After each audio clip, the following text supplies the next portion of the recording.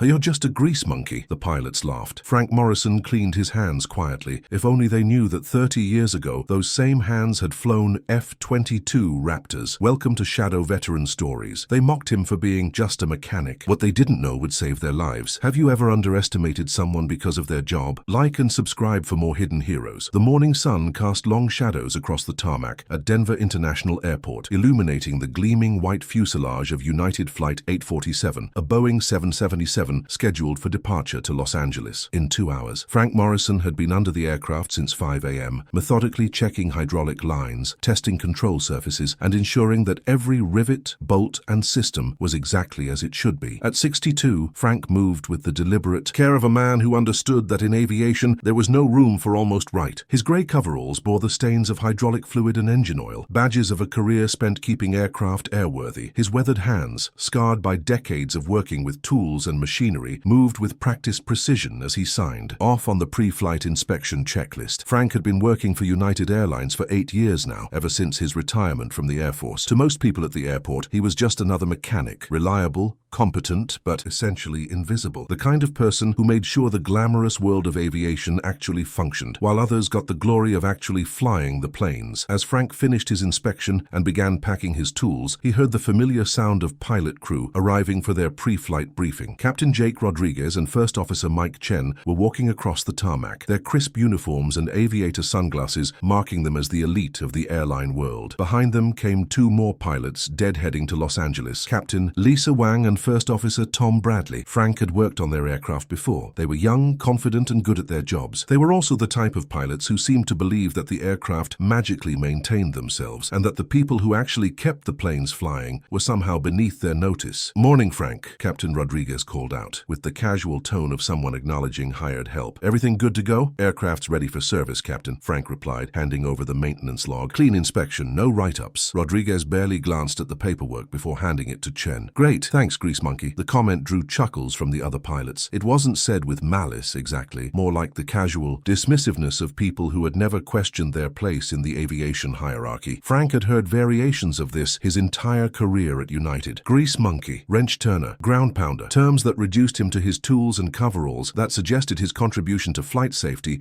was somehow less important than theirs. "Must be nice," Tom Bradley said as they walked toward the terminal, never having to worry about actually flying these things. Just bolt them together and let the real aviators handle the hard part. Frank continued organizing his tools, his expression unchanged. If these young pilots wanted to believe that aircraft maintenance was simple grunt work, that was their choice. He'd learned long ago that some people needed to feel superior to others to feel good about themselves. What they didn't know, what Frank had never bothered to tell anyone at United, was that those grease-stained hands had once held the controls of aircraft. These commercial pilots could only dream of flying. Aircraft that didn't exist in any public registry. That pushed the boundaries of what was aerodynamically possible, that required skills and clearances most aviators would never possess. Frank Morrison hadn't always been a mechanic. For 15 years, he had been one of the Air Force's most elite test pilots, flying experimental aircraft at Edwards Air Force Base. He had first flights on prototypes that wouldn't be declassified for decades. He had pushed the boundaries of flight envelopes, tested systems that didn't yet have names, and flown aircraft that existed only as engineers' dreams made real. He had flown the F-22 Raptor before it had a designation, when it was still just Advanced Tactical Fighter and existed only in limited prototype form. He had taken the first stealth bomber variant through its initial test flights. He had piloted aircraft that could fly at Mach 3.5 and others that could hover like helicopters while carrying enough ordnance to level city blocks. But Frank didn't talk about that anymore. When he'd retired from the Air Force, he'd chosen civilian aviation maintenance deliberately. It was honest work, important work, and it let him stay close to aircraft without the pressure and secrecy that had defined his military career. He could go home each night knowing he'd helped keep passengers safe, without classified briefings or unmarked aircraft, or missions that officially never happened. Most importantly, it let him be anonymous. For 15 years, his every flight had been documented, analyzed, and classified. Every test flight had been a potential headline if something went wrong. Now, he could simply do good work and go home to his small house in Aurora, where he tended his garden and read aviation magazines and never had to brief generals about why a prototype had behaved unexpectedly at 60,000 feet. An hour later, Frank was in the maintenance hangar, updating work orders on his computer when the emergency alarm began blaring throughout the airport. The piercing sound that every aviation professional dreaded, the one that meant something had gone very wrong with an aircraft in flight. Frank looked up from his computer as other mechanics gathered around the radio. radio. The voice, crackling through. The static was tense but controlled. Mayday, mayday, mayday. United 847, engine failure and hydraulic emergency. We are 47 miles northeast of Denver, attempting emergency return. Requesting immediate clearance for emergency landing. Runway 34. Right. Frank's blood went cold. United 847, the Boeing 777 he had just inspected. The aircraft Rodriguez and Chen were flying to Los Angeles. United 847, Denver Tower. You are cleared for emergency approach runway 34, right. Emergency vehicles are rolling. What is the nature of your emergency? Rodriguez's voice came back strained. Tower, we've lost the number 2 engine and are showing complete hydraulic system failure. Controls are very sluggish. We're having difficulty maintaining altitude and heading. Frank was already moving toward the maintenance supervisor's office. Emergency protocols meant that the mechanic who had signed off on the aircraft would be part of the emergency response team, providing technical expertise if needed. Frank, called Dave Peterson, the shift supervisor. That's your bird up there. We need you in the tower. Frank grabbed his maintenance manual and headed for the elevator to the control tower. As the elevator climbed, he could hear the radio chatter continuing. Denver Tower, United 847. We're losing hydraulic pressure across all systems. Flight controls are becoming unresponsive. We may not be able to maintain level flight much longer. In the tower, Frank found controlled chaos. Air traffic controllers were clearing all other traffic from the airport. Emergency vehicles were positioning on the runway, and a crowd of United Airlines management and technical personnel were monitoring the situation. Through the tower windows, Frank could see a small speck in the distance, growing larger as United 847 struggled toward the airport. Even from miles away, he could tell something was wrong with the aircraft's flight path. Instead of the smooth, controlled descent of a normal approach, the 777 was porpoising, nose up, nose down, in a pattern that suggested the pilots were fighting for control. How bad is it? Asked Sarah Williams, United's chief pilot, as Frank joined the group. Frank studied the radar display and listened to the radio communication. Complete hydraulic failure is about as bad as it gets in a 777. Without hydraulics, they lose power-assisted flight controls. The aircraft becomes extremely difficult to maneuver. Can they land it? Frank was quiet for a moment. In his test pilot days, he had flown aircraft with experimental fly-by-wire systems, dealt with complete hydraulic failures, landed aircraft that were barely controllable. But a Boeing 777 with 312 passengers aboard was different from a military prototype with 1 test pilot. It's possible, he said carefully, but it requires very specific techniques. The pilots need to use engine power to control pitch and descent. Rate, since the elevators won't be effective. It's called power-on flying. On the radio, Rodriguez's voice was becoming more strained. Tower, we're having extreme difficulty controlling descent rate. The aircraft wants to pitch down aggressively. I don't think we can make the runway. Frank felt something cold settle in his stomach. He had seen this before in classified test flights where experimental aircraft had experienced similar failures. The pilots up there were good, but they were fighting physics and aerodynamics that weren't covered in commercial aviation training. Tower, United 847, came Chen's voice now. We're going to attempt a go-around. We cannot control our descent rate for landing. Negative. United 847, came the tower response. You are at minimum fuel. You have 1 approach. Frank stepped forward before he realized he was moving. May I? The supervisor hesitated,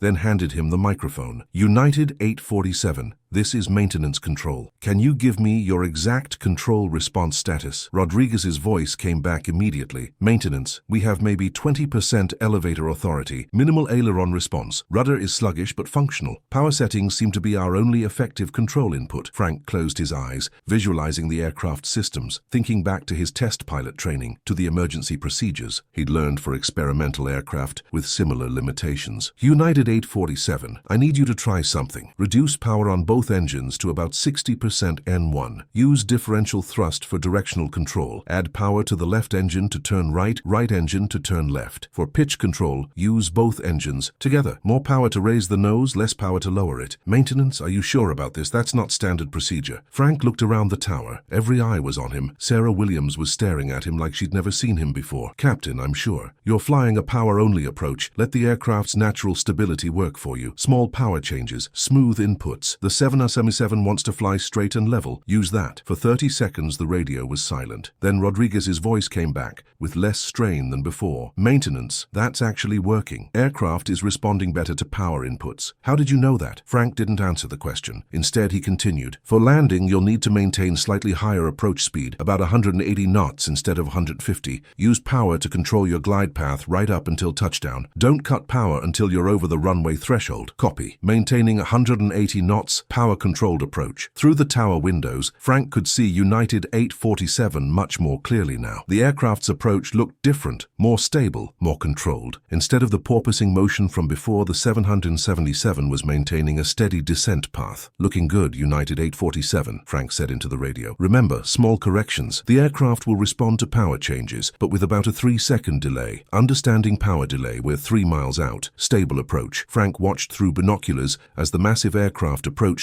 runway 34 right. Emergency. Vehicles lined both sides of the runway, their red lights flashing in the afternoon sun. In the tower, nobody spoke. 2 miles out, Rodriguez reported. "Aircraft is responding well to power inputs, maintaining approach path. 1 mile out. We have the runway in sight. Continuing approach." Frank held his breath as the 777 crossed the runway threshold. At exactly the right moment, he saw the aircraft's nose rise slightly as Rodriguez reduced power, and the main landing gear touched down with barely a bounce. United 847 touchdown. Rollout is normal. Emergency is terminated. The tower erupted in cheers and applause. Through the windows, Frank could see the 777 rolling to a stop as emergency vehicles surrounded it. All 312 passengers and crew were safe. Sarah Williams turned to Frank, her expression a mixture of amazement and confusion. "Frank, how did you know those procedures?